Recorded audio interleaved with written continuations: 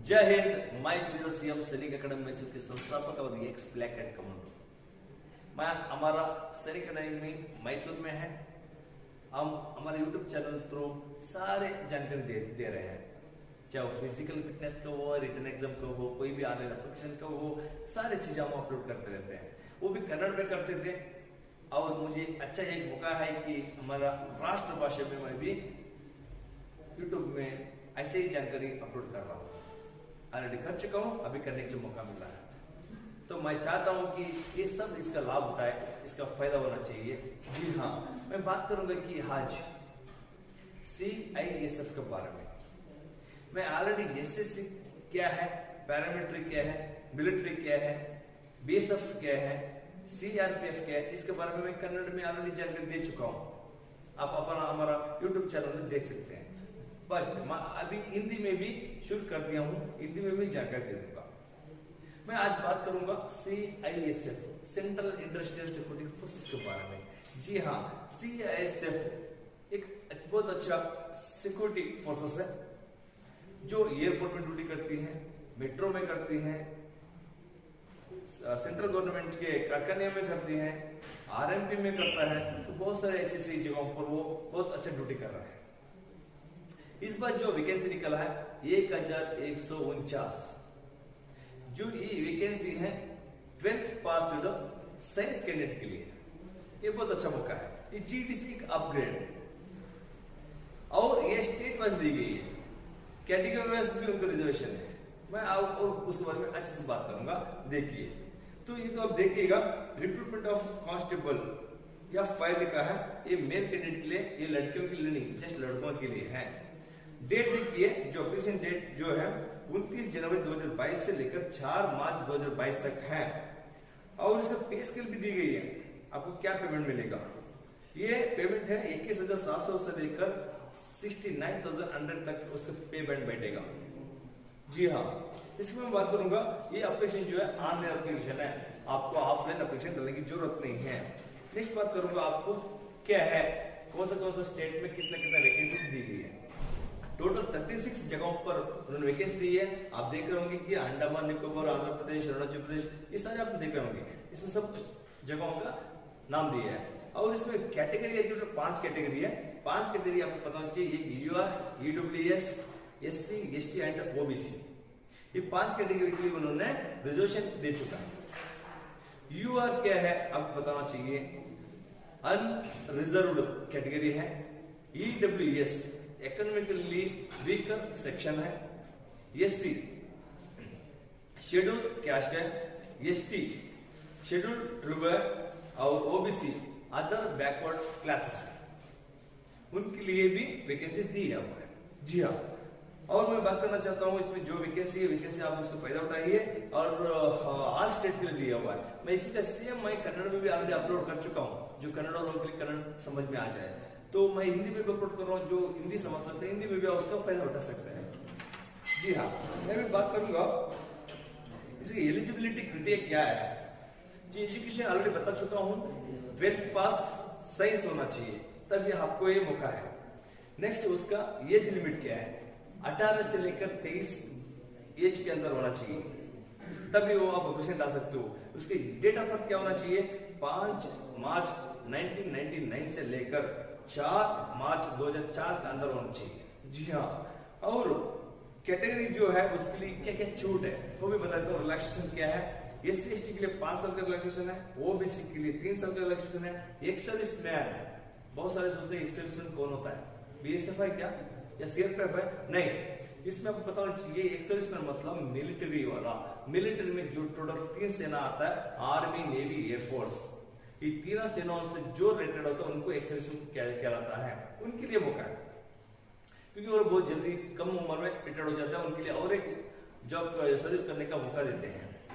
जो उनके लिए भी रिटायर्ड होने के बाद 3 साल का अंदर उनको सिलेक्शन होने के लिए मौका है। और उनको 10% रिजर्व है, जितना भी वैकेंसी रहेगा 10% रिजर्व है, वो भी सिलेक्शन होकर जा सकता है। इसके अलावा जो गुजरात में दंगे और हुआ तो उसमें जो बहुत सारे पेरेंट्स उनके डेथ हुए थे, उनके बच्चे हैं, तो किसी का हो तो उनके लिए भी एक रिलैक्सेशन है। UR के लिए 5 साल, OBC के लिए 8 साल और SC ST के लिए 10 साल का छूट है। जी हाँ, इसमें दो प्रकार के फिजिकल टेस्ट है। एक होता है पीईटी, फिजिकल एफिशिएंसी टेस्ट, और पीएसटी, पीएसटी मतलब physical standard test. Physical standard test क्या होना चाहिए, क्या उसका एलिजिबिलिटी क्या है? हाइट उसका 170 सेंटीमीटर होना चाहिए। जी हाँ, 170 सेंटीमीटर। उसकी चेस्ट जो है 80 से लेकर 85, 80 to 85, मतलब 80 नॉर्मल जब खड़ा रहेगा नॉर्मल में, और 85 जब चेस्ट चौड़ा करेगा, कम से कम 5 सेंटीमीटर एक्सपेंड होना चाहिए। इसमें भी कुछ लोगों को रिलैक्सेशन है। आपको पता ही है, नॉर्थ इंडिया या नॉर्थ ईस्ट बोला जाता है, वहां की नेचर जो है, वहां की इंसान जो है हाइट कम होते हैं, उसके वहां पर हाइट का छूट है। जी हाँ, कहां पर है? Garhwal, Kumaon, Himachal Pradesh, Gorkha, Dogras, Maratha, Sikkim, Ladakh, Kashmiri valley, north eastern states के अंदर उनके लिए वो छूट है।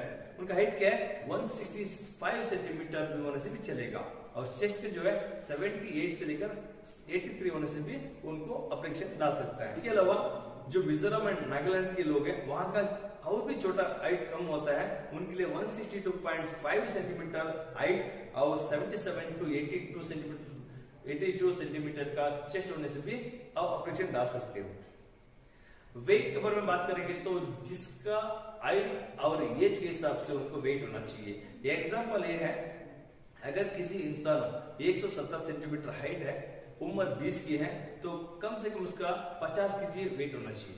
जी हाँ, और मेडिकल स्टैंड जो है आपको पता होना चाहिए मेडिकल क्या है। मेडिकल जब आप जाओगे तो आपका हाथ देखे जाएगा, नोज देखे जाएगा, दांत देखे जाएंगे, आपका चेस्ट देखे जाएगा, एल्बो देखे जाएंगे, नौकनी देखे जाएगा, फ्लैट फुट देखे जाएगा, ये सारे देखने वाला है। इसमें भी आप फिट होना चाहिए। जी हाँ, विशेष ये है कि टैटू को मैं बात करूंगा आज। टैटू क्या चीज है? टैटू बहुत सारे बोलते हैं कि डिफेंस के अंदर जाते समय आपको टैटू होना नहीं चाहिए।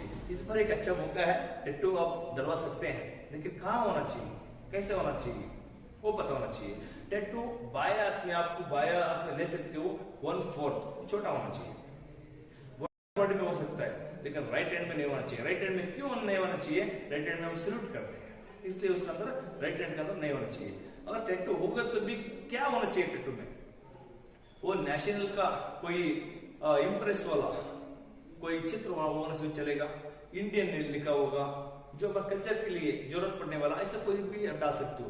बैड नहीं होना चाहिए, जो गलत वाला कोई भी टैटूस नहीं होना चाहिए, जो बैड इंप्रेस करने वाला, किसी को गलत लगने वाला, ऐसा कोई टैटूस उसके अंदर बॉडी के अंदर नहीं होना चाहिए। जी आपको बता देता हूँ कि एप्लीकेशन डालने से पहले आपको डॉक्यूमेंट क्या क्या होना चाहिए। आपके पास मार्कशीट होना चाहिए, passport size photo, Aadhaar card, domicile या residential certificate, caste certificate, income certificate, ये सारे आपके पास होना चाहिए, तभी आप एप्लीकेशन डाल सकते हो। हम बात करेंगे हाउ टू अप्लाई एप्लीकेशन कैसे डालें। आपको पहले वो पता होना चाहिए कि उसको वेबसाइट क्या है। वेबसाइट है www.cissfrectt.in। इस वेबसाइट पे जाओगे, आप एप्लीकेशन खुल जाएगा, उस एप्लीकेशन में आप जाके एप्लीकेशन डाल सकते हो। जो एप्लीकेशन डालते समय आप एक बात ध्यान रखिएगा, जहां सारे डॉक्यूमेंट लेके गए हो, जब पीडीएफ में कन्वर्ट करोगे, पीडीएफ डालोगे, तो उसका साइज जो है 10 KB से लेकर 20 KB के अंदर होना चाहिए, नहीं तो अपलोड नहीं होगा, अपलोड नहीं लेगा सिस्टम, अपलोड नहीं लेगा। हम बात करेंगे कि एप्लीकेशन फीस क्या है। जी हाँ, एप्लीकेशन का जो फीस है SC ST एक्स में तो छोड़कर बाकी सब के लिए 100 रुपया, 100 रुपये पे करना होगा। ऑनलाइन पेमेंट कर सकते हैं, कोई टेंशन नहीं है। जी हाँ, जैसे आप एप्लीकेशन डालने के बाद, एप्लीकेशन डेट खत्म होने के बाद जब आपको बुलाया जाएगा, एडमिट कार्ड जो आएगा मेरिट बेसिस पे, मेरिट रुक सकता है, वो 80% हो सकता है, 70 भी हो सकता है, 60 भी, 50 हो सकता है। जितना एप्लीकेशन डालेगा उसके ऊपर डिपेंड करेगा कि मेरिट कहां तक रुकेगा। मेरिट जो रुकेगा उसके अंदर जो लड़के आएंगे उनको बुलाया जाएगा। एडमिट कार्ड आएगा तो पहला किसके लिए आएगा? एडमिट कार्ड जो आएगा पहला तो उनका फिजिकल टेस्ट होगा। एसएससी में आमतौर पर देख रहे हैं, एसएससी के अंदर पहला रिटन एग्जाम होता है, पर यहाँ पर उल्टा है, पहले उनका फिजिकल टेस्ट होगा। जी हाँ, फिजिकल टेस्ट अगर हो तो फिजिकल टेस्ट में क्या होगा आपको बता चुका हूँ। पीईटी फिजिकल एफिशिएंसी टेस्ट जो होगा सो टोटल 5 किलोमीटर का रन होगा जी। अब पता नहीं 5 किलोमीटर का रन होगा। 5 किलोमीटर रन 24 मिनट के अंदर दौड़ना चाहिए। बहुत आसान है, आप प्रैक्टिस में रहोगे तो आराम से 24 मिनट के अंदर 5 किलोमीटर आप दौड़ सकते हो। जी हाँ, 5 किलोमीटर रन पास होने के बाद आपको पीएसटी होगा, फिजिकल स्टैंडर्ड टेस्ट होगा, जो हाइट नापा जाएगा, चेस्ट नापा जाएगा, ये सारे वाले चेक किया जाएगा, अब वेट वाले चेक किया जाएगा। जैसे आपका फिजिकल पास हो जाएंगे, पास होने के बाद आपको फिर से एडमिट कार्ड आएगा रिटर्न एग्जाम के लिए। रिटर्न एग्जाम के लिए आपको क्या तैयारी करना चाहिए उसके बारे में बात करूंगा। रिटर्न एग्जाम जो तैयारी करेंगे आप 4 पार्टों में बांटा गया है। आपको पता होना चाहिए part A, part B, part C, part D करके। उसमें आपको टोटल 100 क्वेश्चन रहेगा, 100 क्वेश्चन रहेंगे 100 मार्क्स के लिए। टाइम रहेगा 120 मिनट का, 120 मिनट का टाइम रहेगा। उसके अंदर आपने अटेंड करना चाहिए। और आपको पता होना चाहिए कि जो एग्जाम होने वाला है ये कंप्यूटराइज्ड OMR शीट में ही आपको एग्जाम होने वाला है। आपको मैनुअल पेपर में लिखने की जरूरत नहीं पड़ेगा। जी हाँ, वो तो क्या होगा देखकर हम बात करेंगे। एक तो पार्ट ए में होगा जनरल इंटेलिजेंस एंड रीजनिंग होगा, 25 क्वेश्चन रहेगा इसमें। पार्ट बी में जनरल नॉलेज एंड अवेयरनेस रहेगा 25 क्वेश्चन। पार्ट सी में एलिमेंटरी एंड मैथमेटिक्स रहेगा 25 क्वेश्चन। एंड पार्ट डी में रहेगा इंग्लिश एंड हिंदी, इंग्लिश या हिंदी, वो रहेगा 25 क्वेश्चन। जी, इसके बाद जैसे आपका रिटर्न एग्जाम खत्म होने के बाद उसके बाद वो कट ऑफ निकलेगी। आप पता चाहिए कट ऑफ निकलेगा, जो कट ऑफ है कम से कम 35% होना चाहिए पास होने के लिए। उसके बाद कट ऑफ निकलेगा। जैसे उन्होंने एग्जाम लिखा है उसके ऊपर डिपेंड किया जाएगा, वैकेंसी के ऊपर डिपेंड किया जाएगा। वो कट ऑफ कितने के लिए रुकेगा वो बता नहीं सकता है। 40 भी हो सकता है, 45 भी हो सकता है, 50 भी हो सकता है। उस एग्जाम के ऊपर डिपेंड किया जाएगा कि वो कितना के लिए वो कट ऑफ निकलना चाहिए। अब दोस्तों मैं एक लास्ट में एक बात बताना चाहता हूँ। ऑनलाइन एप्लीकेशन में गलती से भी आप फेक डॉक्यूमेंट अपलोड ना करें, इसके लिए प्रॉब्लम आपको हो सकता है, क्योंकि अपनी तो खुशी में आप अपलोड कर दोगे, जब वेरिफिकेशन होगा वेरिफिकेशन में फंस जाओगे। आजकल बहुत इंटेलिजेंस बहुत फास्ट है, कहीं भी आपको पकड़ जाएगा। इसलिए आपको जो भी अपलोड करोगे आपका सच है सच कर दो, तो कोई टेंशन नहीं। तो मैं चाहता हूं कि मेरा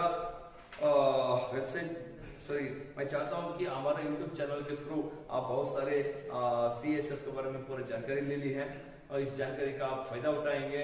मैं चाहता हूं कि ऑल इंडिया के अंदर जिस स्टेट में भी जिसको भी 12th पास होकर इंतजार कर रहा था साइंस कैंडिडेट, उनके लिए एक अच्छा मौका है, इस मौके का फायदा उठाइए। Thank you.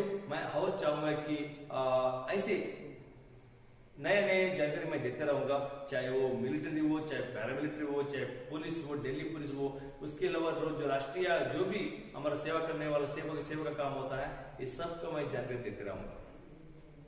तो मैं आपसे रिक्वेस्ट है, हमारा YouTube चैनल आपको अच्छा लग रहा है, इससे आपको फायदा हो रहा है, तो आप हमारा YouTube चैनल को सब्सक्राइब करें, शेयर करें, लाइक करें, कमेंट्स करें, ताकि हम और मोटिवेट होकर और नए जानकारी आपको देते रहेंगे। Thank you so much. जय हिंद।